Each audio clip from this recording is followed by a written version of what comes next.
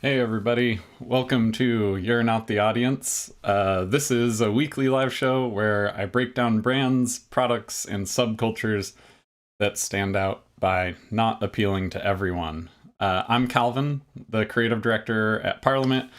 Parliament is a brand transformation agency that helps brands when we're facing big changes, and we help them get to that next version of themselves by doing strategy, positioning, identity, and messaging, all those things.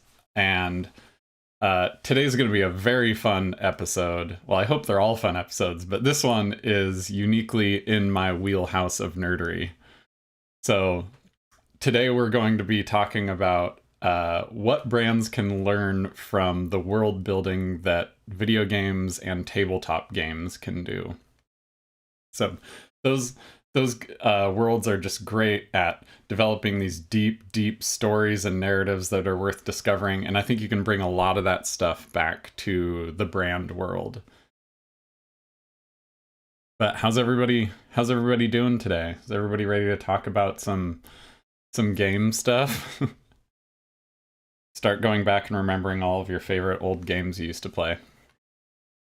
So, structure for the episode. I'll start talking about some Parliament news. Aaron says yes. Aaron, I know you're a classic old gamer.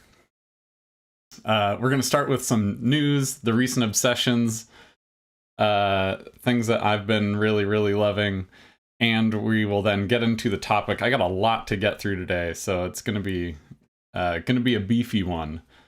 But let's talk some fun Parliament stuff while we get going here. So Parliament stuff, I think I mentioned this last week. We're planning our annual golf tournament, even though we're terrible at golf, except for Nick on our crew. I think he's maybe the good golfer. But so the fun thing was last year, I can show you here. Last year we just designed a bunch of swag using this little rabbit. It's called the Caddyshack Invitational. And the fun part is this year, we really love this little rabbit. This is just pulled from some old vintage ad illustrations. But this year, we hired our friend, Brett Parson, to do his version of it. I think I'm going to make sure my mic isn't peeking out here. It's looking a little hot. Let me pull this down a little bit. Want to make sure I'm not ruining all my audio here. There we go. So this is Brett Parson. We've worked with him on some secret projects I can't talk to you about, or I can't talk about yet. But we found him. We really love his work. We did a project with him earlier this year, and he's got this really fun, expressive style. He's really known for the new versions of Tank Girl, those comics, his own comic series called Grommets. And just really good, cool, expressive style. And so we're having him reimagine our hair for the Caddyshack. So I think it'll be, imagine this, but much nicer now. So that's kind of one of the new things I'm really excited about, getting to design some swag for that.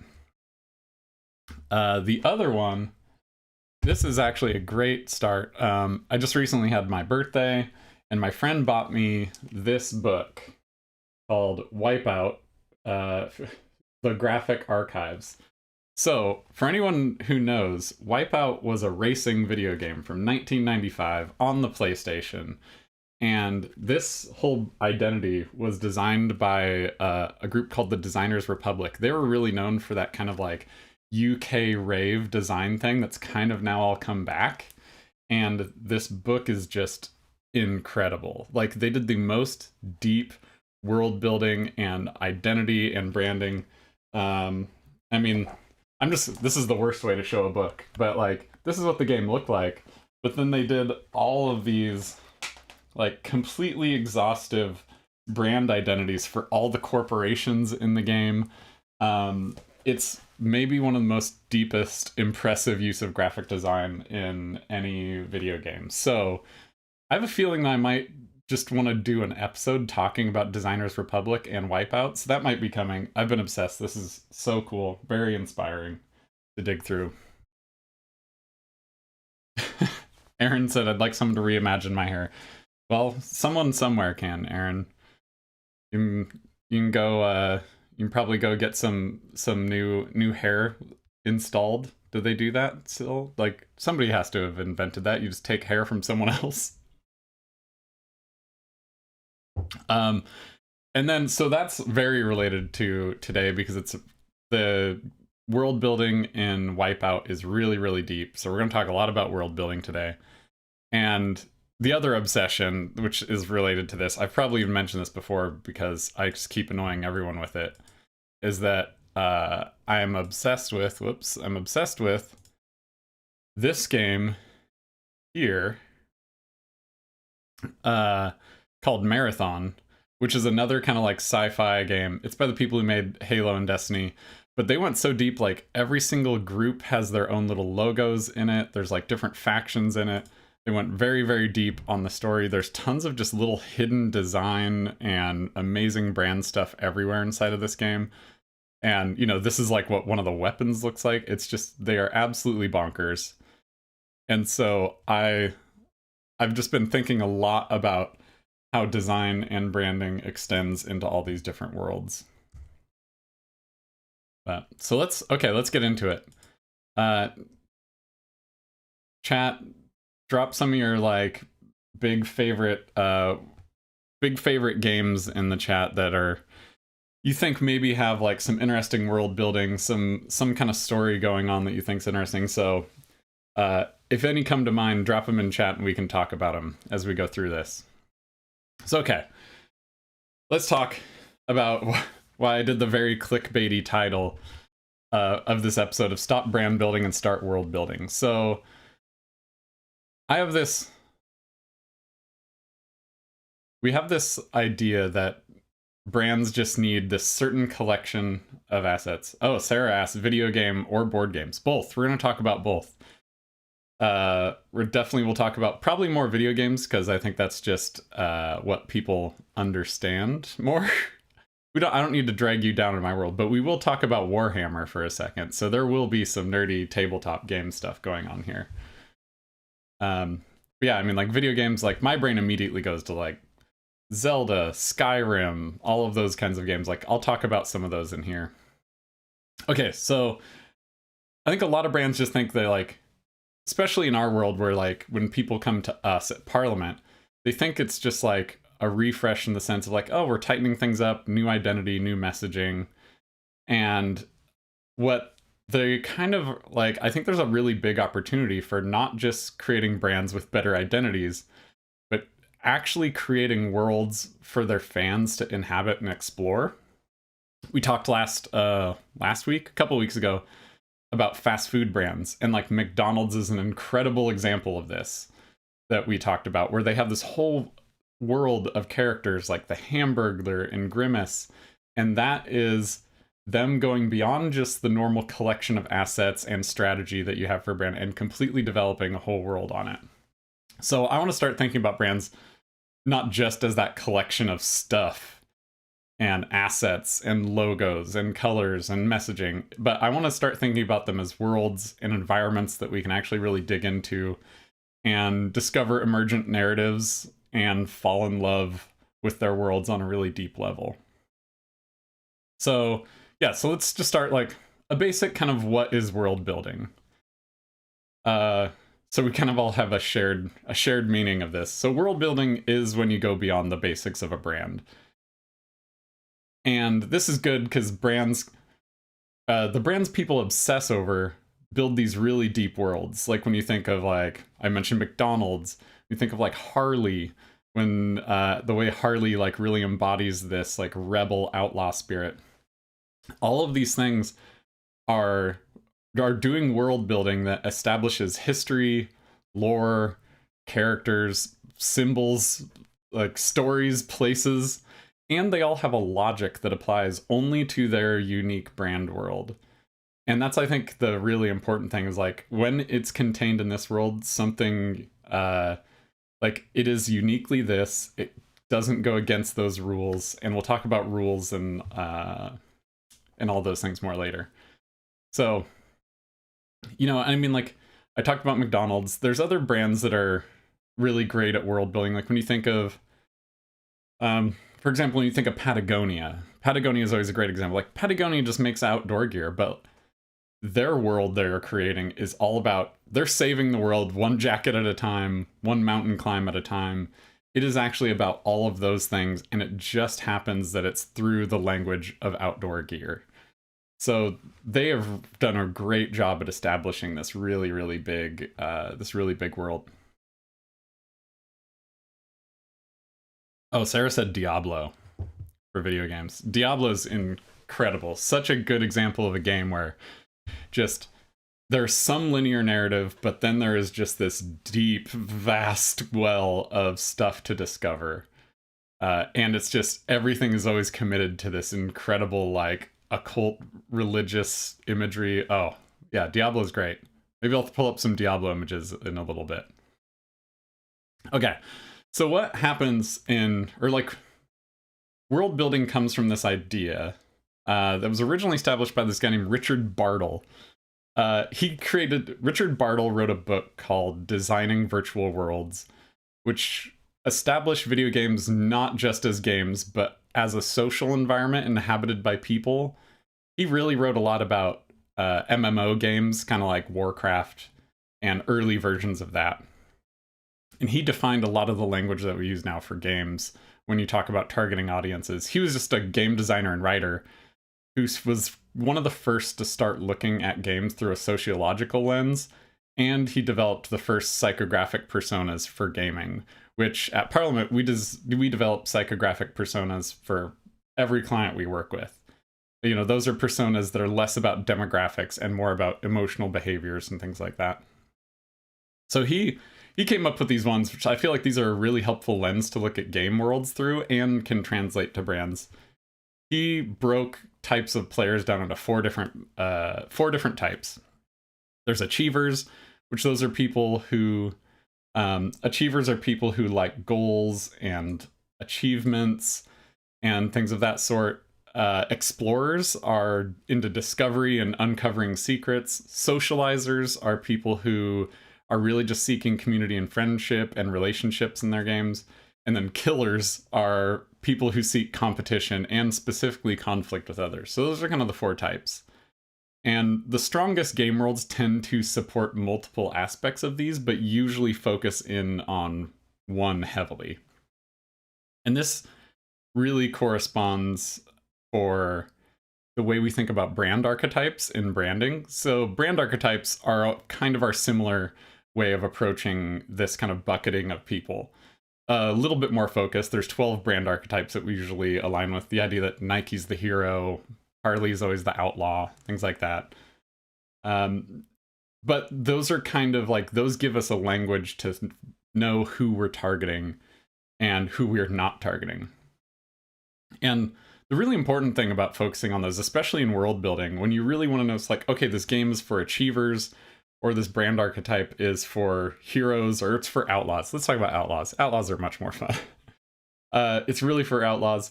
That's because by focusing in on all of these really specific niches, whatever you prefer to say. So by focusing in on all of these things, it allows players and audience to create an identity within your world. And identity is really important when playing a game or when giving yourself over to a brand and falling in love with it. Because people develop different personas when they're in a game or when they're using a product that they really like. Oh, Sarah says, I love the branding for all the Blizzard games and how cohesive they are, even with different styles. Yeah.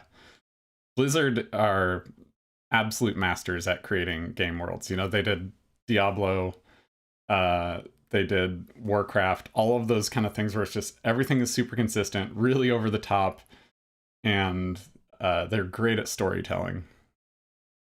So speaking of being great at storytelling, so that's kind of like where Richard Bartle created all that stuff about like, here's how to look at games and target specific players. And one thing he also talks about is that world building all relies on emergent narrative and storytelling. And emergent narrative is kind of what we do with brands all the time. We just don't think of it that way. And emergent narrative is the idea where there's a storytelling approach and where the plot isn't linear, the lore isn't linear. The story unfolds naturally as you interact with the world you've created. And this is how brands communicate all the time when we think about advertising, social, all of these different little things where nobody approaches your brand from like, I start here and I go here. And a lot of marketing people, I feel like, often try to funnel people in those ways. But now the internet has just blown all of that up. And now everyone discovers brands, products, and everything through these incredibly disconnected ways. And those are all chances to kind of communicate a little bit of storytelling. And it doesn't have to be linear. So all world building relies on emergent narrative and storytelling. Some really simple examples of that, you know, when you're playing Skyrim, a big, beautiful role-playing game, video game, you know, you walk around these worlds and you just like pick up a book in these games. You open and read the book in the game, and it tells you all this lore about some historical event that happened, you know, hundreds of years ago. That's not necessary for the linear plot, but it gives you something to explore and go into deeper. Or one that I love on the brand side is, you know, a chance to discover lore that's not important to understanding the core identity of the brand. Is like for Rainier Beer, one I love, when Rainier Beer has 12-ounce bottles, when you pop the top, on the underside of the cap, there's a little riddle. Snapple was also known for doing this. And those were just such a little moment of surprise under every cap that it kind of builds this world without you even realizing it, because it's just a little moment of joy in an unexpected place.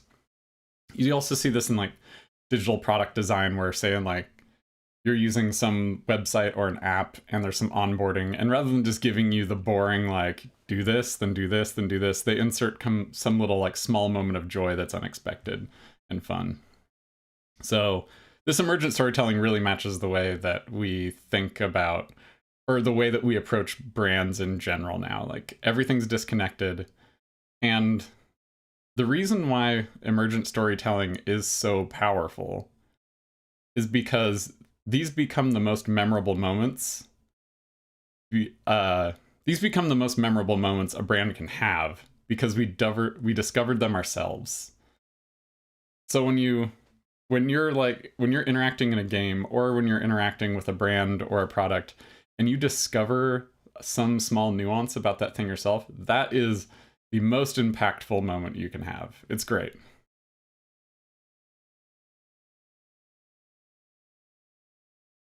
So in order for that storytelling to work, though, and I keep thinking about Diablo now. I just want to play some Diablo. So in order for all that storytelling to work, for a brand to work in this kind of space, you have to build really, really strict internal rules and logic for your world.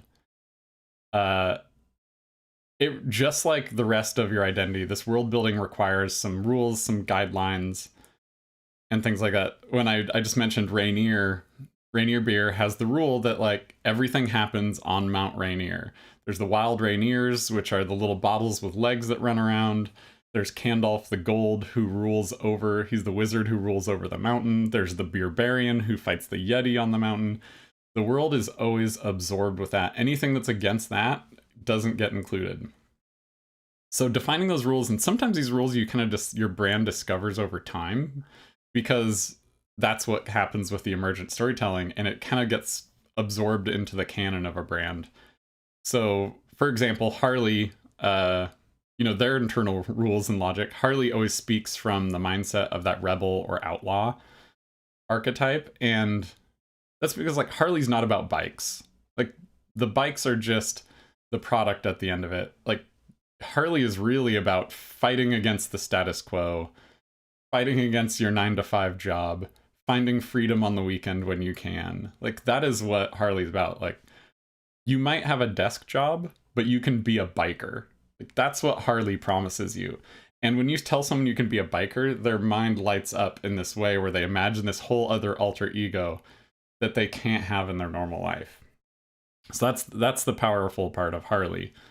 Another one that we think about a lot lately, I mean, I've got some, like, Oh, I've got an example here. Like, this is great. These are classic old ads from Harley. Like, some of the writing that they've done is just really good. This one, air is an air freshener, and the tagline for this whole campaign is just live by it. And then this one is great. Messaging, do this, do that, don't do this, don't do that, blah blah blah. Like, that's the writing. It's always opposed to something. And I just love, like, that mindset. You always have to, like, be up against something, and that's kind of part of their world. The other one that I want to talk about, because we drink too much of this around the office, is Liquid Death. Liquid Death is another one that just has established the most absurd rules for their brand. This is a page from our friends over at Lincoln Design. They're just outside of Portland, and they're of an illustration-heavy design agency, I would say. But they do work for Liquid Death, and Liquid Death, it isn't about water. It has nothing to do with water, almost. Liquid Death is about murdering your thirst and everything that comes along with that. And every detail needs to communicate this idea that, like, your thirst is an opponent. It must be murdered. And it must communicate this cartoonish amount of violence and heavy metal attitude. And it must always abide by those rules. Like, if all of a sudden Liquid Death put out a product that was trying to be like some beautiful artesian spring water and it's so pure and natural, no, it would not work. Everyone would hate it. Like, Liquid Death is an impure, they have created an impure world for a pure product, and that's great. Because, like, all these things, the benefit of doing these rules and these logic is you instantly know what belongs in this world and what doesn't in these worlds, and therefore you instantly attract people who are really identify with this world. So, dang, I love this. Oh, I pulled this up too. This is Designing Virtual Worlds, the Richard Bartle book. And you know, any cover that looks like this, you know, is going to be a dry read, but a very informative one.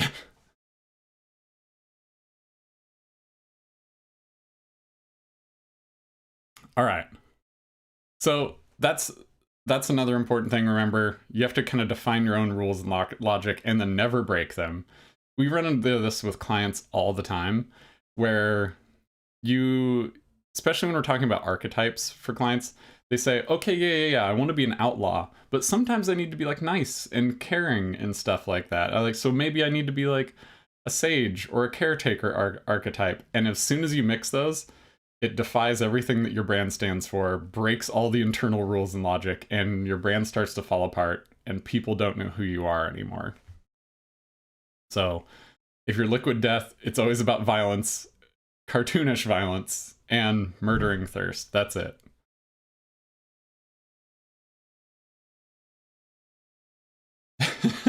Sarah says, you mix those, you become an abusive ex-boyfriend.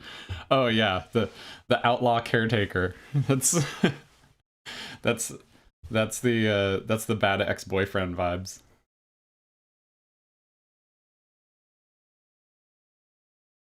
All right. If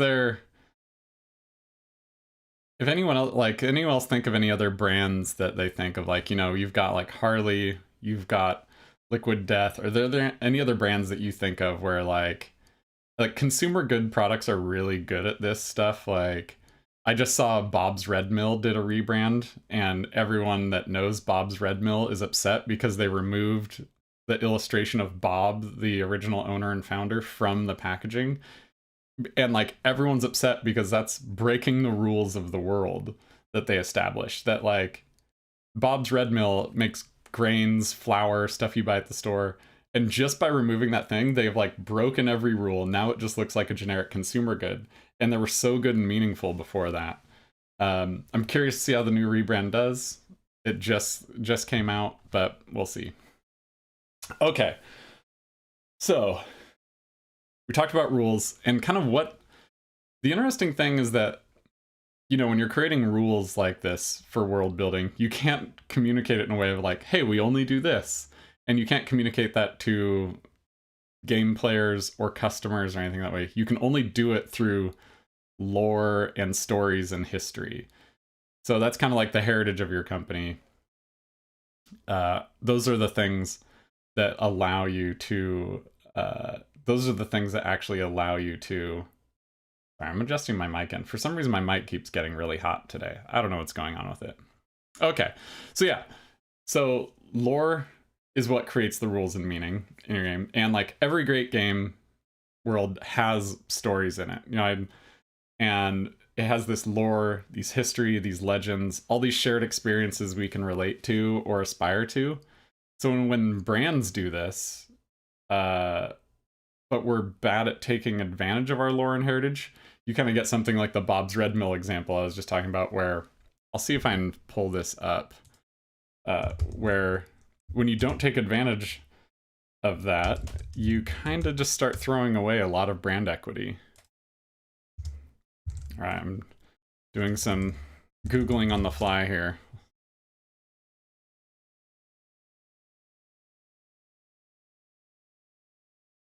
I'm gonna see. Oh, this just makes me so sad. I think we... Okay, here we go. Let me switch here. You can see. So this is... Oh, this mockup, they dropped the illustration of him back in here. Interesting. So he is hidden down here now. Okay, so yeah, so left was like the initial Bob's Red Mill. The one on the right is there's his RIP Bob. So this is them like starting to break some of like what everyone thinks of with Bob's Red Mill. It's like it was like made by this quaint old mill outside of Portland, Oregon, and it was owned by this one guy and founded by him. And so they're playing with that. It'll be interesting to see how they go, where it goes. Okay, so we're talking about, you know, talking about lore, your history, the way that brands can do this naturally. Like, we don't really realize that this is what they were doing, but a lot of brands, it's really important for them to have a really strong founding story or a story from their founder. And the reason that is because that gives us like a deep truth and a story we can fall back on of like, the company was founded because of this, and therefore this is our viewpoint forever. So, you know, that's an example of lore. We don't think of it as that way, but that's why you can kind of always go back to that well and pull from it. For example, we just did work for Just Food for Dogs, a dog food company, and their whole founding story was about their owner rescuing a dog who was in bad shape. It wouldn't eat anything, so he started making food at home for it, and that then fueled the future of the whole company. Is that it was the company then is always about nothing but fresh food, lightly cooked for dogs. And so everything goes back to that story. And so you hear that story come up quite a bit when they're talking about, or at least reference some kind of belief that comes out of it. So, okay, let's talk some games. Some games that I think we can learn some things from. So we're going to go into some video games and tabletop games that we can learn some things from here. I mean, I think the first one, this one is, I think this game is maybe the most, what comes to mind for everybody when they think of like deep world story. And this is the video game called Skyrim. It's been out for years. It's part of a series called Elder Scrolls. And it is known for just having these vast worlds filled with tons of different towns in this like fantasy medieval setting where there's dragons and all this stuff. And the things that they do really, really well that establishes their kind of their brand of storytelling as unique is, so it seems at first that this is like this seems like it's a generic fantasy video game at first. Like, look at this. It's like a Vikingish town. We get it, yada, yada, yada. But then you can like climb a hill in this, and you can see so far into the distance, you might see like a tower that looks nothing like the towers you were nearby or the city you were nearby. You go to a town and it has a completely different language. It has a completely different culture. The buildings look different. And even though it just took you a few minutes in a game to walk over that way, it immediately transports you into this world of, I don't fully understand everything. I have to discover the secrets of this small town versus the town I was just in. And there's tons of people to interact with, and it just allows you to immediately go deep and discover like foreign ideas and places that you don't actually like understand yet. And so that just entices you into this. And it's just, I think it's such a strong example of, oh, and I had to pull up the classic meme from it. For anyone who knows, I used to be an adventurer like you, then I took an arrow in the knee. That's only for the real Skyrim nerds here. So yeah, great example of just how like doubling down at every chance to go one level deeper with your story is really, really powerful. Sarah says deep cuts. Yeah, deep cuts. Okay. The next one we're going to talk about that I think is an incredible example is Warhammer 40,000, which is a massive tabletop war game. And it looks like this on the table, which is just like, you know, you got tons of little miniatures, all these little guys, you move them around, you're fighting. It's a big combat game. Part of the fun is like painting the miniatures and all of these things, but it's massively popular. But it's not just about like, you know, a big part of this thing is the crafting of it. You actually like build and you paint the miniatures. But that's not it, because there's plenty of other options. Like, why wouldn't you just go paint, I don't know, you could go paint dollhouses if you're into miniatures, or you could do trains or any of these things. But the reason why something like Warhammer has been really, really good, let me switch this here, has been because they developed this really incredibly deep world where there's planets everywhere filled with different races of people and different cultures. But it's actually a really deep, cynical, and satirical viewpoint on endless war, religious fanaticism, and this is the first box from it from 40 years ago, from the first edition of 30 years ago, Warhammer 40k. And even this tagline, in the grim darkness of the far future, there is only war. It's like so self-serious that it's actually funny, and it becomes this like unique twist. I love it. It's the funny thing is, like, I don't really like the game, but its world is absolutely incredible. And this art, R.I.P. John Blanche, the artist who created all of this artwork for it, like defined the look of Warhammer. He just died, and just unbelievable work. But so that's another world where it's like, not only is there like this character, but they're a part of a whole culture that has this completely different set of beliefs, and it just keeps going deeper and deeper. So those are a couple of real nerdy ones. And the last one I think is an interesting one. Another board game. Let's see here. There's a board game called Wingspan. And this one does, I think, world building in a completely different way from those other ones. You know, those ones were about creating these deeper layers of stories, these deep layers of lore. And Wingspan is a really, really popular card game and board game. For a lot of people, it kind of has replaced Catan. Anyone who plays board games knows Catan. Catan does not have very deep world building. It's just, you're just a farmer. But the thing that they do very well in this game is it invites you to gain knowledge about something you might not have a lot of knowledge about. So this like really hits that kind of like achiever mindset of like learning things, and a little bit of that exploration of discovering facts. And part of the reason is like they're incredibly strict that every bird in this game, you're creating habitats for your birds and then putting eggs on them, and it's all very cute and charming, but they have very strict rules about like, these are real animals. There's, if you look on the cards closely here, you can see there's like actual like measurements of the size of the animals. They're every single effect on them relates to the real animal. And then the other important thing is that, oh, let me The other important thing here is that each one, see if I can zoom in on this. Oh, you can kind of see here. Each card has a tiny little fact about it. That's just a charming little fact about that bird. For example, orioles weave pouch nests that hang from a tree branch. And they've done such a good job. It shows you where that bird is located in the world, gives it, and it does this amazing job of turning everyone who plays this game into just like a little bit of a birder, which is a thing I never thought I was interested in. But as soon as I'm playing this game, I want to read every single fact. I want to know more about it.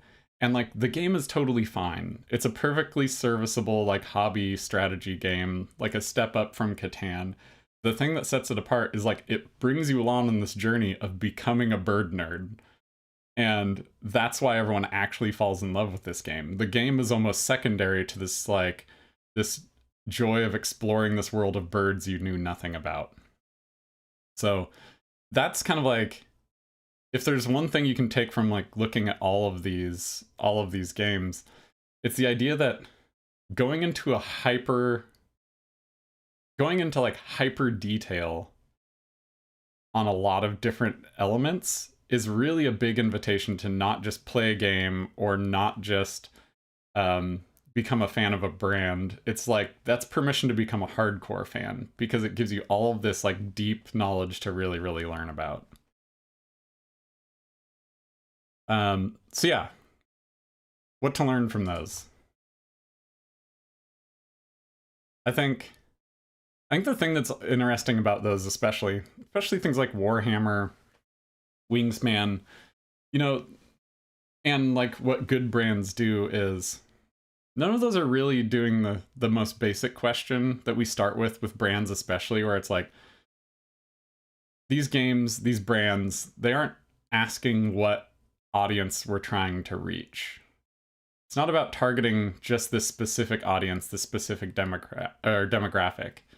They're asking, what kind of place does our audience want to exist within? For Warhammer, it's this giant space opera of just war and grim dark. I mean, they invented the term grim dark, like this grim dark fantasy. It's people who want to be in that world. For Wingspan, it's people who want to be in this like much more Arcadian, beautiful world where they're learning like things about birds because learning is exciting. And the thing that separates those, like, one is just about demographics. It's not going to tell you much. Maybe a little bit of behavior, you know, when you're trying to figure out what kind of audience you're reaching. But the other one is, you know, when you start going into those like deep levels of detail, that's when your brand starts creating belonging and community for people who can then become really deep fans of what you do.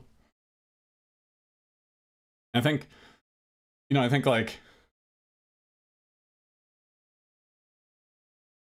I mean, I guess this is the title of this show. You're not the audience, so this is going to be pretty obvious. But the best games, the best worlds, the best brands aren't for everyone. Warhammer isn't for everyone. Harley isn't for everyone. The more specific your world becomes, the stronger it becomes. And then the stronger it becomes, the more valuable it becomes to a focused group of fanatics. So make the world stronger, get more specific, and then your fans will discover all of those tiny little details.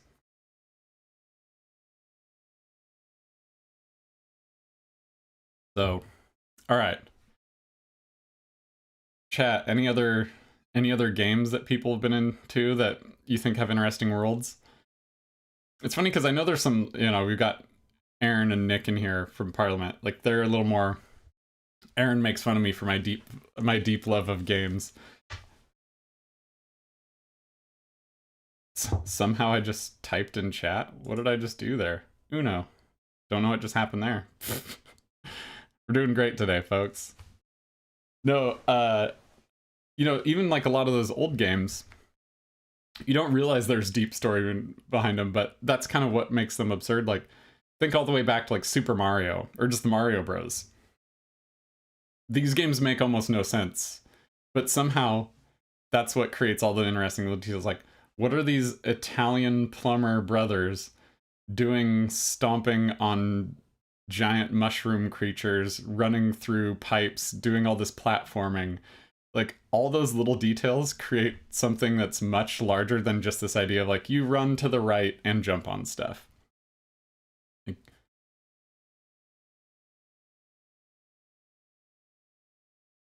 and so, oh yeah. And so, like, I think that's just, yes. Oh, Adventure Perv. I have a feeling that must be Chris. Stomping turts. Yeah, you're stomping turts. Like, that's what happens in that game. You're like, why are you stomping on turtles? But all of those very hyper-specific details of even Mario Bros. Are all part of, like, lore, world building. That's why if anybody remembers, there's Super Mario 2 came out, and it is a completely different game with none of the stuff that shows up anywhere else in any of the other Mario games, which actually, I mean, Super Mario 2 is maybe, let's be honest, maybe one of the best Super Mario games. But the reason that it's like that is not because they were just like, well, these games can be anything. It's because they were trying to make a second Mario game. They couldn't get it to work right. They weren't liking it. So Mario 2 is literally just them reskinning a different Japanese game and adding the Mario characters into it because they couldn't get an actual sequel to the first Mario Bros. To work.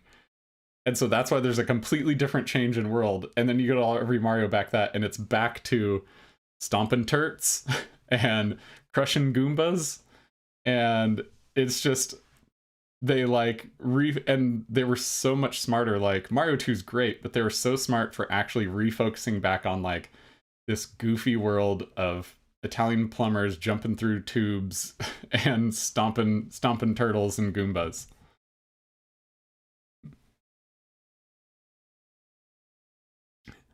Hey, Buddy Schroeder's in here. welcome to the chat.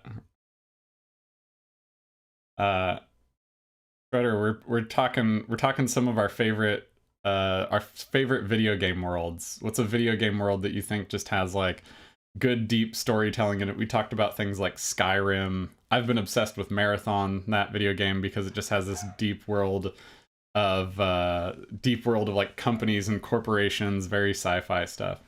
So if there's any games you've been thinking about that have interesting stories and worlds in them, drop them in the chat. We'll talk some about them.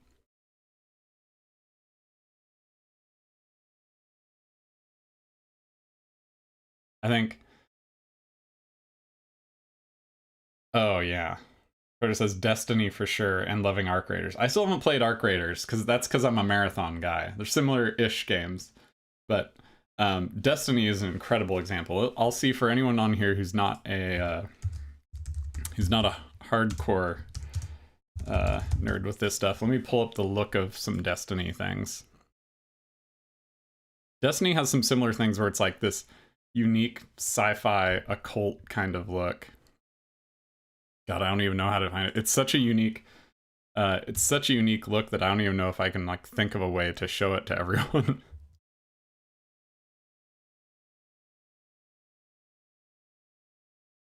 I'm gonna hunt this down. Here we go. We'll just get the website here.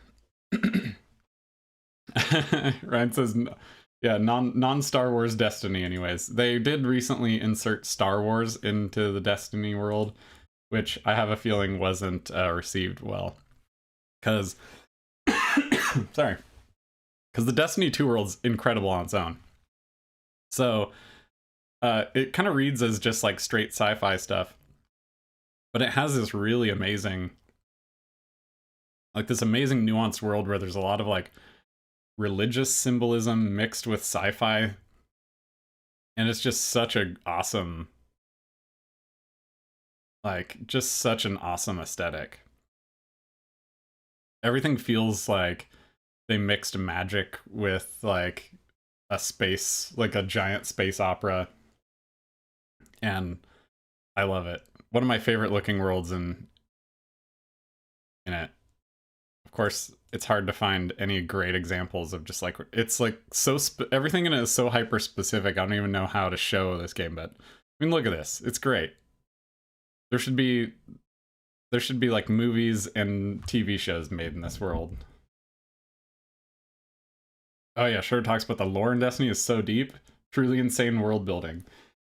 And yeah, I think that's the thing. It's funny because like people, so this is actually a good thing to chat about, because this is actually one downside to having such deep lore and such like where it's really heavy on emergent storytelling. Destiny's lore is deep and infinite, it seems. Like there is a detail about every detail. Every planet in the universe has a story. Every character, all the different like types of characters you can play at, it's insane. But for now, this game's been out for years. It's about to end. R.I.P. Destiny.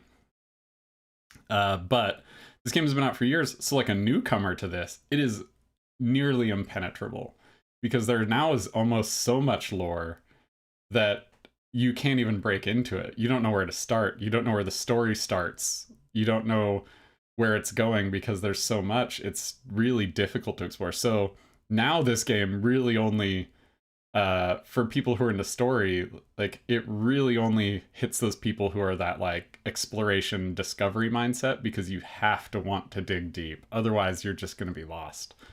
So that is actually one downside of going super deep into world building.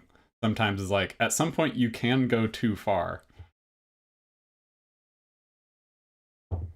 Oh yeah, and Cyberpunk was great, but wish they'd continued evolving it. Yeah, I love the Cyberpunk worlds.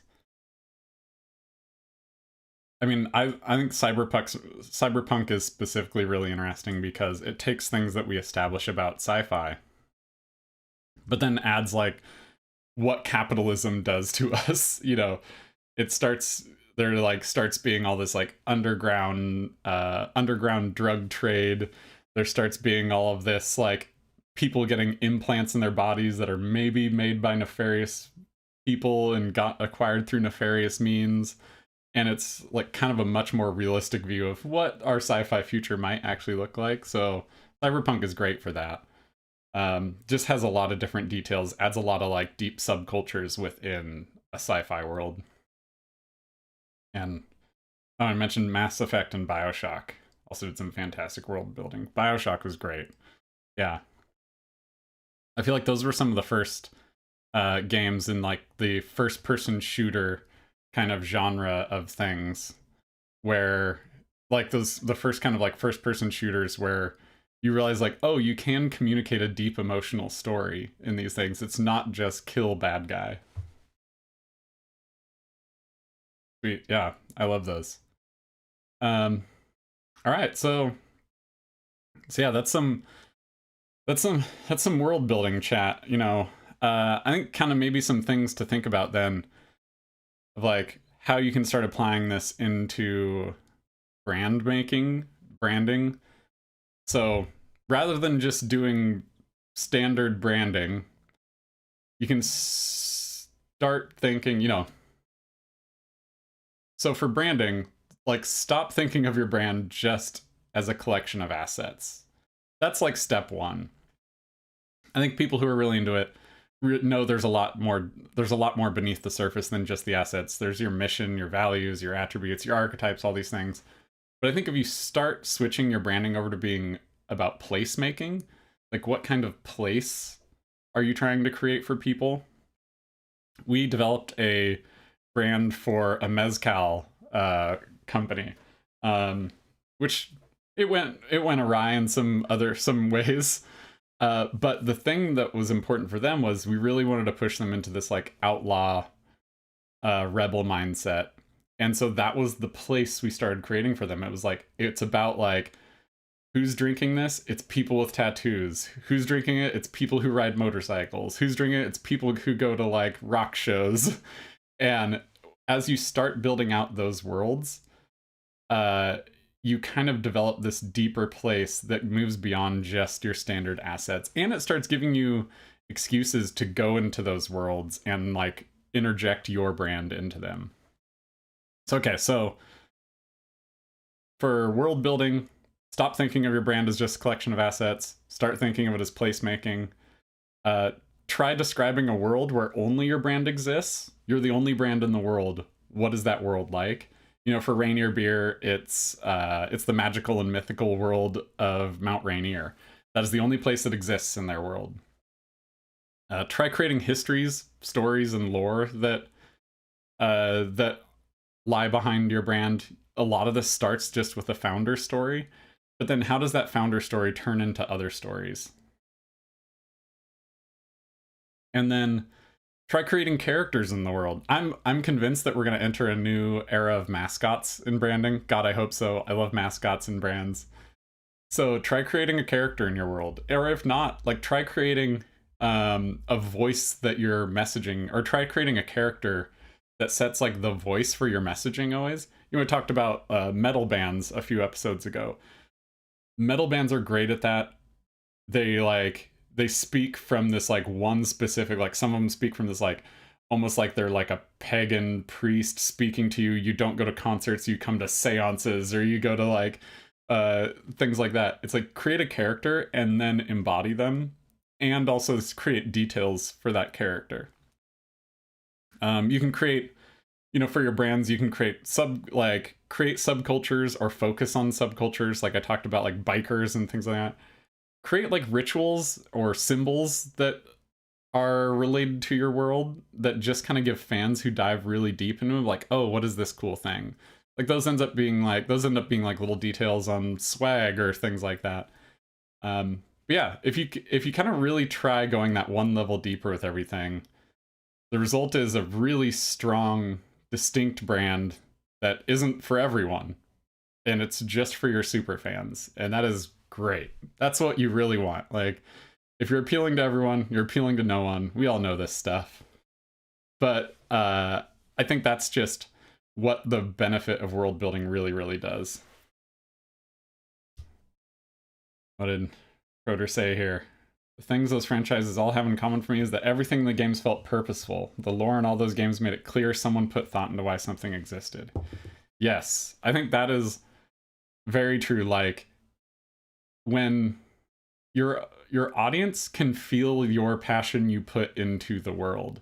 I think this is going to be, maybe this is a whole discussion some other day. But I think like going into the era of AI and language models writing things for us and defining and creating things for us, I think for me, that is like my one big fear, is that like I'm a person who likes discovering the underlying reasons that people created things. And I'm curious what's going to happen as we start letting things that aren't human create more stuff for us. This is a whole other discussion, but I think that gets at like what I think where I can see branding stuff going awry here at some point in the future, and world building going awry, is because it really requires creating a brand that's passionate about those kind of deep details.